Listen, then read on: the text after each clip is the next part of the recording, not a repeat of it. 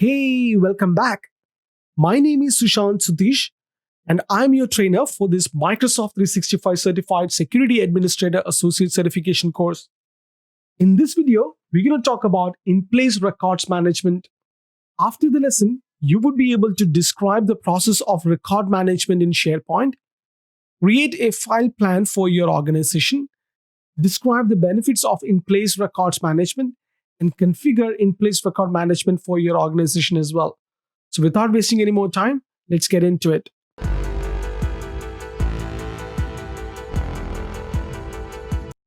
So let's start with understanding the records management in SharePoint. Careful planning is essential to ensure that your records management implementation in SharePoint achieves your organization's records management goals. So let's look at the steps which is involved for planning a successful records management. First step is to identify records management roles. Records management requires specialized corporate roles that encompasses different responsibilities within an organization. Second step is to analyze organizational content. Record managers and content managers should survey document usage in the organization to determine which documents and other items can or should become records. And the third step is to develop a file plan. File plans differ from organization to organization, but generally they describe the types of item the enterprise acknowledges to be the records, indicates where they are stored, describe the retention period, and provide other information such as who is responsible for managing them and which broader category of records they belong to. And the fourth step is to develop retention schedules. For each record type, determine when it is no longer active and how long it should be retained after that, and how it should ultimately be disposed of. And the fifth step is to evaluate and improve document management practices. So make sure that required policies are being applied in document libraries. For example, verify that content is being appropriately audited so that suitable audits are retained together with records. Next step is to design the records management solution. So determine whether to create a record center, manage records in place, or use a combination of these two approaches. Seventh step is to plan how content become records. So when using SharePoint for both active document management and records management, you can create custom workflows to move documents to a record center site. Eighth step is to plan email integration. So this is when you determine whether you will manage email records with SharePoint or whether you will manage email records with email application itself. The ninth step is to plan compliance for social content. If your organization uses social media such as blogs, wikis, or my sites, determine how this content will become records. And the last step is to plan compliance reporting and documentation. So you should document your records management plan and processes to verify that your organization is performing and communicating its required records management practices. Let's look into how to create a file plan to manage records.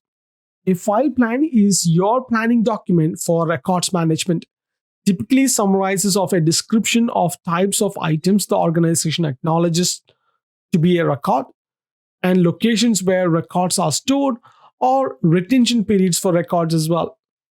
So first step is to identify the record types. So how to identify record types? Identifying which active documents in your organization might be declarable as records requires the collaboration of record managers, lawyers, compliance officers, and content managers.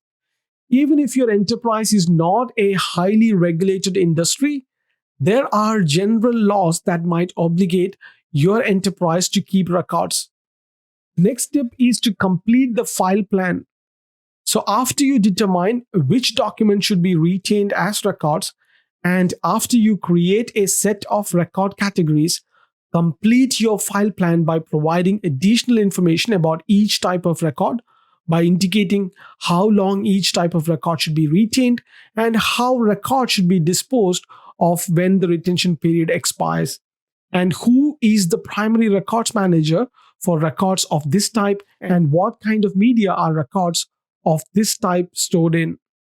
Let's discuss on how to plan to convert active documents to records.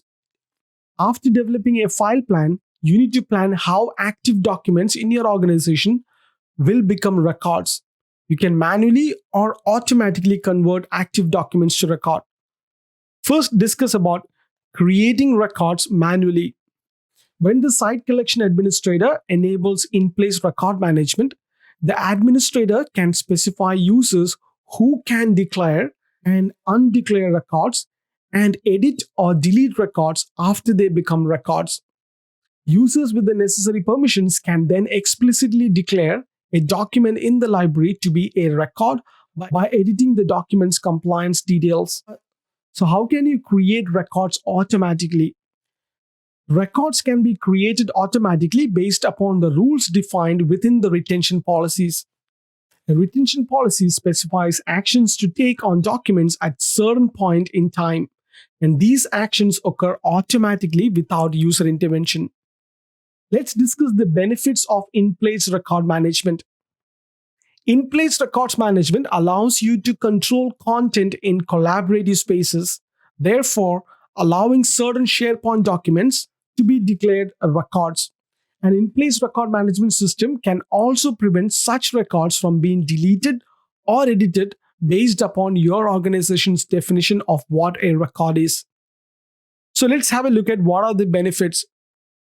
The first one is records can exist and can be managed across multiple sites. You would be able to control the versioning, and you can do e-discovery search, and you can have a broader control over what record is being used in your organization as well. This is an example graphic which shows the task that you must be completed to configure in-place record management in SharePoint. That concludes this episode. In the next video, we're going to do a quick knowledge check on Module 9. So I will see you on the next one. Till then, take care.